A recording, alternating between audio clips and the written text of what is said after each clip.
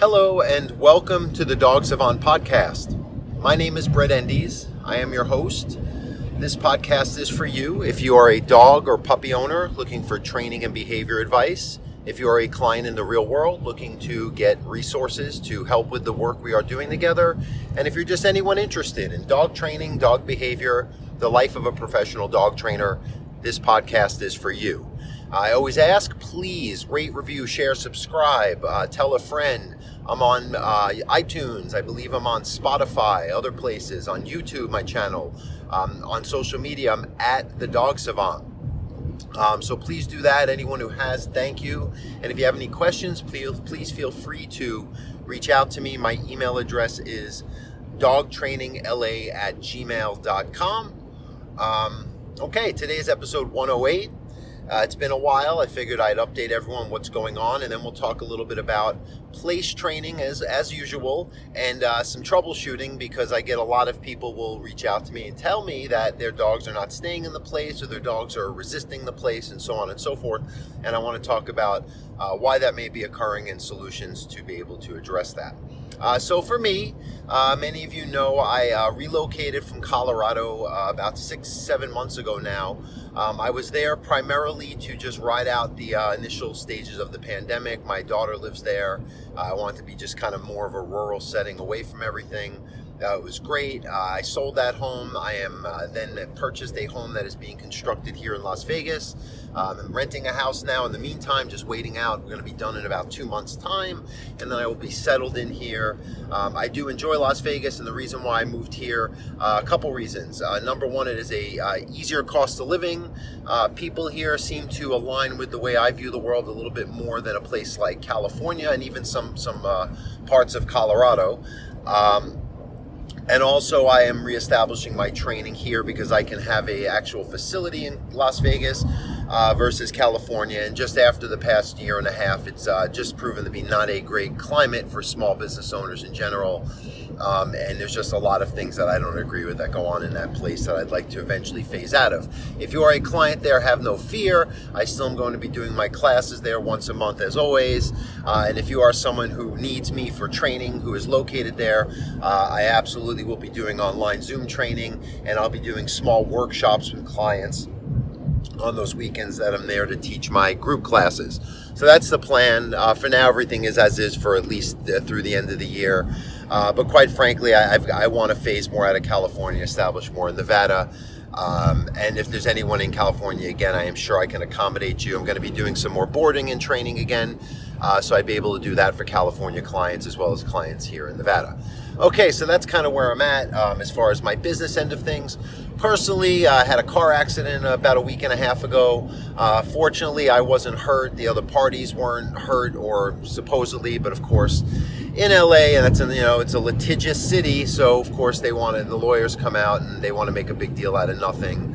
Luckily, I had good insurance, and that'll hopefully be handled through that. But anyway, so I'm driving the rental car now for a while. I think my car, the Subaru, may not make it through this. It was a pretty bad accident, and we'll just see. It was an older car. I just kind of owned it flat out. It was just my work vehicle. So we'll see how that goes. Luckily, I hit my head. I'm okay. First couple days were weird, but nonetheless, doing better. Personally, I don't know if anyone cares. Doing good. I was just in Colorado seeing my daughter. Again, anyone who follows me on social media, they might be asking, like, how are you in so many places at once? So I figured this would be a little, take a couple minutes here to clarify my specific logistical situation, and also just how it relates to my business and whatnot. So everything's going well with that. Saw her. She's 16, doing amazing kid. Again, creating structure for those that are seeking your guidance, leadership, and experience is not a bad thing, and not always letting them make always their own choices makes them a lot more capable as they become an independent, mature individual, dog, child, human, adult, whatever, right? So she's great, 16, has a job. She's full-time during the summer. During the school year, she goes for a couple hours before she goes to school. That's discipline, right? She's learning. She has autism. I've mentioned that before. And even through that, she still can, thrive and do all this stuff. So for anyone who makes excuses, it really is just not really valid to a person like me. Not valid to a person like her, even at 16. And I talk about that with dogs and owners, and they always want to make excuses with their dogs and whatnot. And not always, but a lot of times they want to bargain with nature. They want to try to, put the feels into what should be a more pragmatic, neutral approach to what is required to help their dogs overcome their issues, or just have their dog listen in real life. And that's, just something that I find that the more you can train yourself, if you will, to not give into that when the time is needed, because there is a time and place for that, but not when there's business at hand that has to get taken care of. I tend to do a lot better overall for long-term growth and all that stuff I've talked about. Plenty of times have passed. We got 108 podcasts under my belt. There's a lot of things I'm sure I've discussed many times over in many different ways. Okay, so moving on. Place training, and I've done many a podcast on the actual how to do place training, why we do place training. I have numerous videos. I hosted a show called the Untrainables on Facebook Watch. You can find that anywhere. That'll show lots of place training, many versions of seeing how to teach it, and even why we do it. However, let's talk about why we're doing place training. If you're a client or someone who's heard this from me or another dog trainer as a recommendation to start addressing things like a dog separation anxiety, overreactivity, lack of structure, boundaries, respect for the owners, adding value and familiarity to basic commands so you integrate them into the routine so your dog listens better out in the real world when the chips are down, right? So all these reasonings for place training, and usually people call me where we have to either establish with a puppy that needs just to learn how not to just become too overstimulated and react to every little movement. Owner gets up to go to the bathroom, they shouldn't have to just get up and at him and be right there following him. That's where separation anxiety gets caught up, gets created. Or an adult dog where this is kind of their experience, or an older puppy where they've gotten some freedom too much too soon, and this is where they're now needing the place training as a remedial. And more so even for this second reason as like after the fact, the dog already learned, hey, me moving when you move, reacting, anticipating, never being able to just chill and relax and be neutral and go mind my business and wait for the owners to summon me for next events and routines and things that aren't my business. I can just, relax and ignore. This has to be 100. Now, I'll say it again, 100% consistency. Now, realistically, if you're an owner, you might not be able to, you have a job, right? You have a life. You get tired. Dogs can outlast us energy-wise. It's just how they are. They're kind of impressive that way, especially dogs that have these issues of hypervigilance tied to everyday life and their owner's movement and proximity. So you need to find solutions. Number one, it is just putting a bed in each room and showing them that they're going to stay put. You're going to bring them back, reward them if they hold it for longer durations, and wait for a new command to move to another spot, to another event like a walk or a new situation in the home, or get released to be, when the situation where you were using place as a requirement has passed and the dog's going to be calm again, kind of. Sometimes they never. You have to, for a few weeks, just constantly. Now, again, there's a lot of sometimes just having the place near you, holding the leash and teaching them, I'm going to physically keep you there until you relax, and teach you that by relaxing, it's not the worst thing in the world, and you'll get the things you're looking for that prior to our training, you probably got for the opposite way of operating, being too stimulated, running up to me, following, anticipating, expecting, and then you're just getting in that mode unconsciously, and we have to rewire you to make calmer choices through place training and structured guidance, even walking you around the house at our side with a heel to another place, or again, to another event or situation that might be a new thing going on in the home, or as you're leaving to go on a walk and whatnot. So now that's ideal, right? But you want to do that as much as you can, especially when it's real deal stuff. Like, we've got a guest in the home, or, my dog's really overreacting when I first came home or about to leave with the separation anxiety. You got to put in the work. I'm sorry. It's just time put in. Anything requires effort. Look, I just went through the past 6.5 months. I lost 30 pounds. I put 2 hours a day into this. I raised my daughter. It was a 24/7 proposition for like the first 10 years, right? Again, some things require more work than others, and I find that the more work, when it was harder at first, gives you more of a benefit and satisfaction. But some people just don't see that, right? So that's the excuse making I was talking about. You got to get over that, and it's not forever. It's a temporary thing, even a month or two of concerted effort and structure, and teaching your dog, hey, you're not going to move till I tell you it's time. You'll get exercise at the right time and place, so on and so forth. So then again, you're doing that as best you can. I know you have a life, it's just impossible, but you got to make it 100% to your dog. So you do things like use tethering systems like I had taught, where you use a sturdy, then you can tether a leash to just a regular collar or harness. It's called a back tie. You can look it up online, or just something like a banister or a sturdy piece of furniture, depending on your dog's size. You can just make it where they're just going to be kind of locked down on the place. A crate is invaluable, a real sturdy crate, not some wiry, flimsy thing, unless you have a really, again, small dog or dog that doesn't have, a lot of crate resistance. You need something that gets them to learn to stay put at all costs and make calmer choices and not get what they need until that calm association is made based on the structure, and if you want to call it the job you give them with the training. Go to your place and go relax, or go to your crate and go settle. I'll tell you when it's time, because dog second guessing owners' executive decisions is bar none why there's issues. No dog I meet, unless it's a rescue I'm working with that hasn't had an established home yet, for them, their lives are amazing. They have well provided for lives. These dogs in LA that I see, are you kidding me? I told you the stories of some of these dogs lives. Better than me, better than most people I know, and well off people. And sometimes that makes them miserable because they don't even feel like they're having any kind of structure, boundaries, or limitations to get these amazing lives. And then they can just accept, just be present and just a nice, Zen-like state throughout their daily routines, and get the excitement turned on when it's a little play, but then not just take it over to level 10 every time, right? Because this all carries over. Every little thing, the following to the bathroom I talk about all the time, leads 100% to a dog.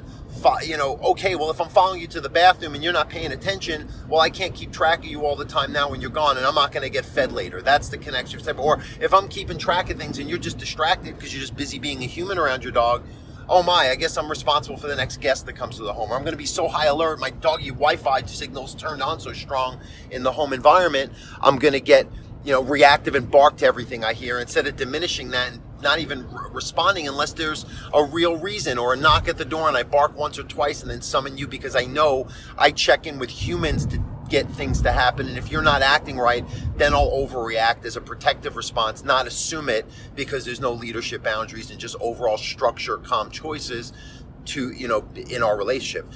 And some dogs require this more than others. And circling back to why some dogs resist place training, which is, the title of this podcast, and why I'm talking about it like this and expressing with the passion. It's not, I love what I do and I'm passionate about, the information I share, but it's to express this. You have to have a certain intensity. You got to be into this.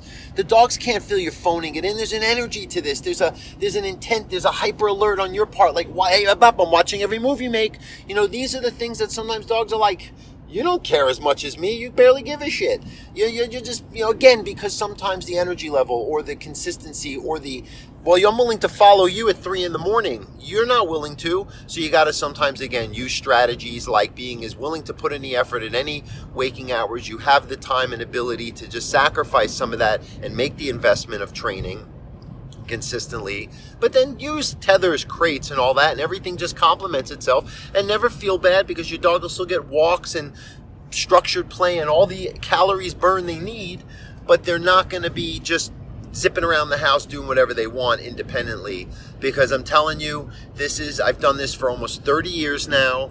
I've trained 20, 30,000 cases. You do the math, if I'm seeing 20 to 30 dogs a week, new clients every week, month, year, it just adds up.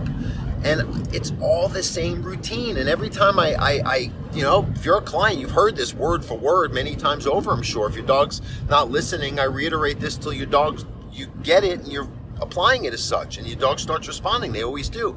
But this is where it comes from. This is where your dogs have leash issues, because they're just, if I'm independent minded in the house and you're going to expect me to just listen on this 6-foot thing and tether me or even try to do training now, too little, too late.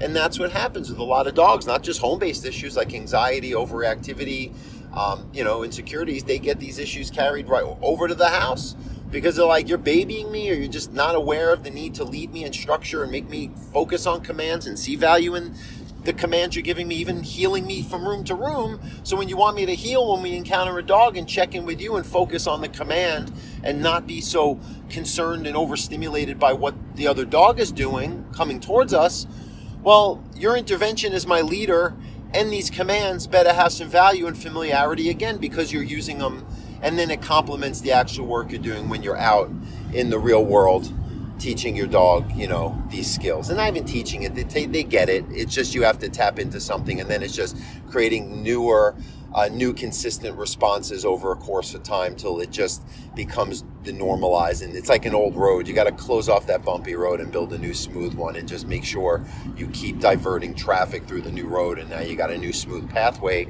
to a better outcome, a better end result, right? So that's conditioning 101.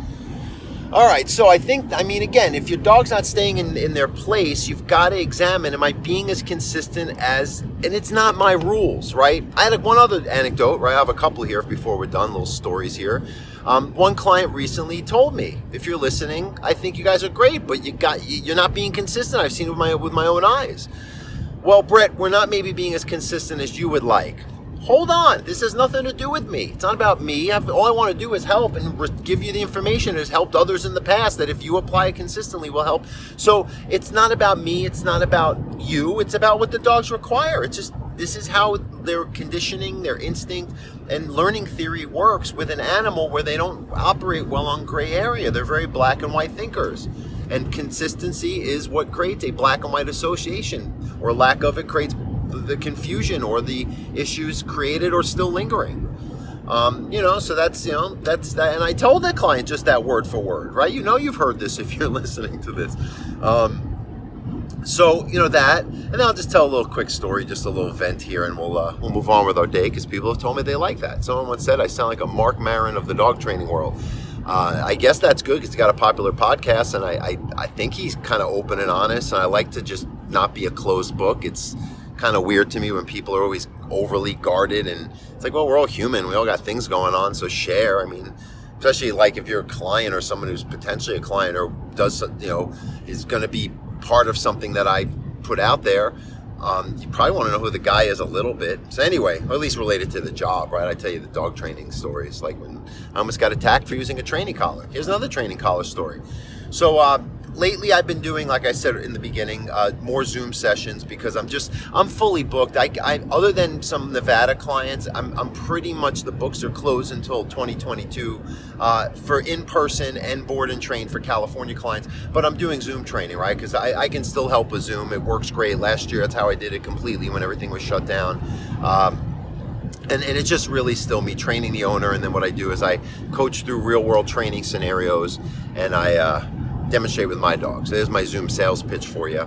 But nonetheless, I'm on a Zoom, right? So I had a few clients that day, and they all went great. It was, I kind of know there's a pattern. I say this, it's kind of how it goes, just because if I steer the session and conversation, we get the results the clients are specifically hiring me for, because it's my experience that they're paying me to guide them through, whether it be training or how the conversation goes. Not for me to control it, just because it's got to work. I don't want to waste their time, their money, and I want to, every time we would meet in the future, move forward. I don't want to miss things because, I have to, whatever it is, accommodate more than the average person I accommodate, which is very much, but some people go overboard, and I give them explanations, and if they don't get it, we got to move on or have a frank discussion.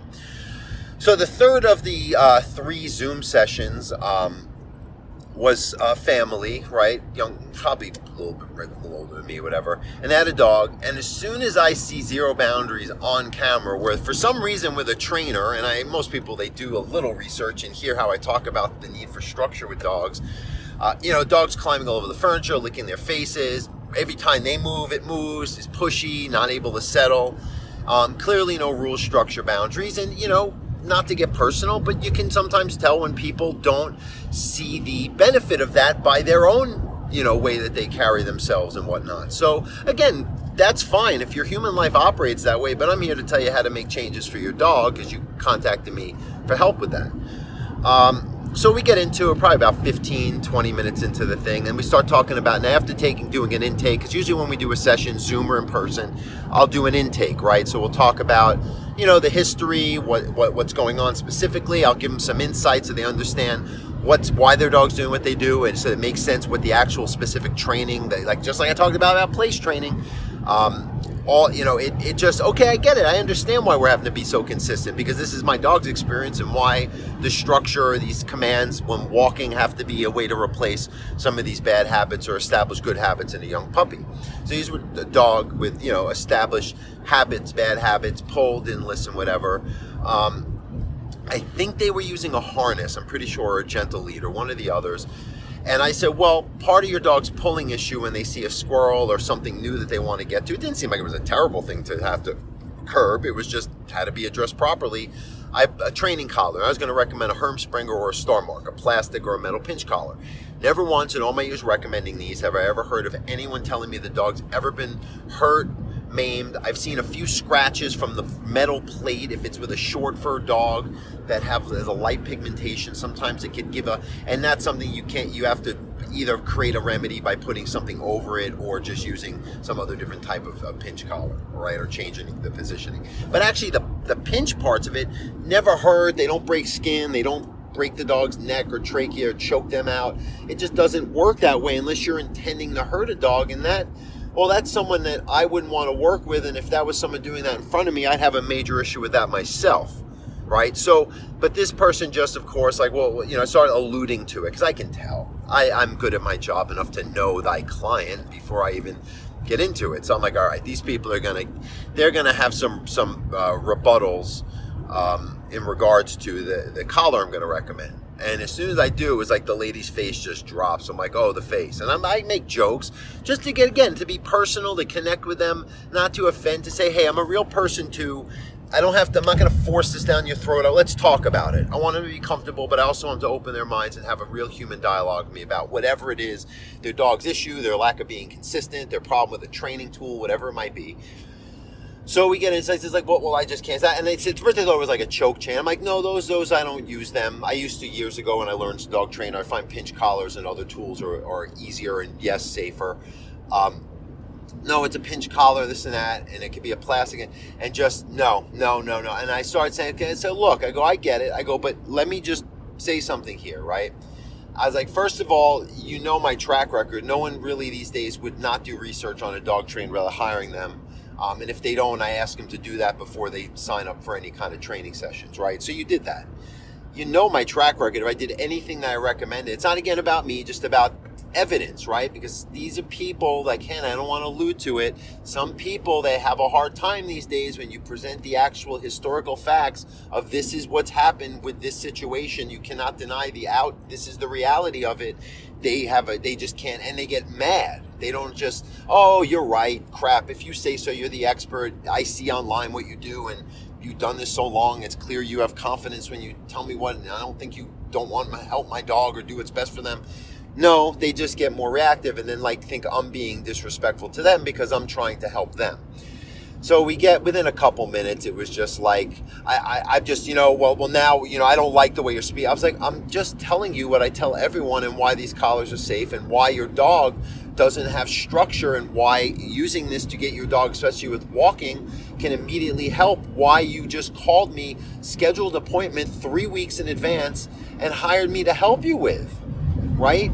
So then I look over, I go, and the husband was just silent the whole time. Again, do I have to allude further? And I'm going to get more raw these days, so let's start putting our toes in the water. People of this ilk, again, draw the line, because another reason why I'm phasing out of California, hint, hint. They seem to have husbands that seem to be a little more cuckoldy, if that makes sense. I don't know if that's a real word, but cuckold husbands tend to just kowtow to anything their wives want because they're scared of a reaction from their overly emotional partner, instead of having a partnership with their partner, as I do with mine, where we're both equal and we both have say, and if we don't disagree, even if the other one doesn't like it and gets mad, we're not terribly afraid of the outcome, like our lives are going to be ruined for eternity. So people of that ilk tend to have that issue too. And he's like, well, if my wife doesn't like it, I'm like, okay. I'm like, well, it's your dog too, and you're an adult. And when I said that, she just hated that I kind of spoke past her because she wasn't being reasonable and just defiant, disrespectful to me, quite frankly, at that point. She just walked off camera and left. And then I just said, look, I hope you take this for what it is to the guy, because he was a nice enough guy to sit there and listen. I was like, look, I'm sorry for all this, but I'm not saying anything that's not what I say all day long. I just had 2 other Zooms prior to you, and it was the same word for word, and the response was completely different. So you're going to have to look within to see that this issue that has nothing to do with your dogs, if you want to get through it, therefore you'll be able to help your dogs, and that has nothing to do with me or anything. So I just want you to see this all due respect. I wasn't trying to pick on her or you. I'm just telling you the reality of things, and that is my job, to be honest. Pretty much verbatim, more or less. I'm kind of ad-libbing here a little because it was like a week and a half ago. But yeah, so that's how that went. Clicked off the Zoom. Of course, I'm not going to charge them for that, but boy, that's the life of a dog trainer sometimes, and it was, it's just frustrating. Like my partner, Kate, she was like, you can overhear it through the office sometimes. I have a loud voice, and she kind of overheard bits and pieces, and I come out, I had to take a minute because it is disrespectful, and it's like, that just hurts me. It's like I could have helped their dogs, and it's just the person's limitations and their own, if you want to call it, here we go, 2 toes in the water, political agenda towards life, because you can see it as a very clear pattern. Again, patterns. I'm a pattern guy. So I had to just sit back and breathe for a few minutes. I come out, end of the day, and Kate's like, Brett, I'm so sorry. I'm like, don't worry. It's the cost of doing business. If anything, maybe I put 2 shreds of thoughts in their head that maybe they can circle back and look. And I even after the session, just as the final part, I did text a quick little hey, I'm sorry if you're, to the lady, because it was her number I had. I'm sorry if you took offense to this and that. I'm just trying to help, blah, blah, blah. And here's a link. I sent her a link to collars, and I say, why don't you look at the reviews on them and draw your own conclusion, okay? And if there's anything I can do to help you, please reach out anytime. Happy to help, any questions, whatever. Okay, so that's that. I try to be a gentleman. I try to be businesslike. I try to leave last words that are trying to help. And not create chaos with people that I know are a little bit too off. They're a little too ready to react to something that isn't really warranting a reaction. And again, as a professional for so many years, it's just about me doing my job, and I want to do it well. And when I tell people what has to happen, whether it be what I just said earlier in this podcast about the place training needs, or if you're a client, I say, hey, stop babying your dog, or you got to use this collar because it's going to help, and it's never hurt any dog prior, and there's a lot of dogs I've seen prior.